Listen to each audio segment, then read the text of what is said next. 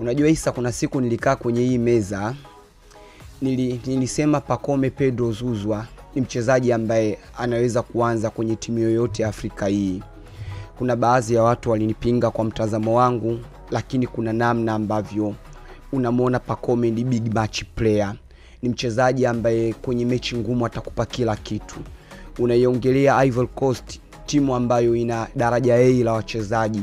Kwenye idara yao ya midfield wana Frenkie Kessie, wana Seki Fofana, wana Ibrahim Sangare, lakini unamwona Pacome Pedro Zouzoua bado anapata nafasi ya kuitwa kwenye timu ya taifa. Unaona kule mbele kwenye idara yao ya ushambuliaji kuna akina Umari Diakite, wakina Simon Adingra na baadhi ya wachezaji wenye madaraja makubwa. Unazungumza wachezaji ambao kwao kucheza Ulaya sio story tena. Kucheza Ulaya ni kitu cha kawaida kabisa na hamna mtu ambaye anashtuka ndani ya nchi yao. Lakini kwenye hicho kikosi Pacome Pedro Zouzoua anapata nafasi ya kucheza dakika 90 tena kwenye michuano ya kufuzu kombe la dunia. Unaona kuna namna ambavyo thamani yake imezidi kuwa kubwa. Kwa hiyo mimi binafsi kwenye mjadala wa Pacome Pedro Zouzoua kucheza timu yoyote Afrika hii nimenyoosha mikono kwa leo. Sitojadili tena, na kwa yoyote ambaye ataupinga huu msimamo acha upinge tu, lakini mimi ndo mtazamo wangu.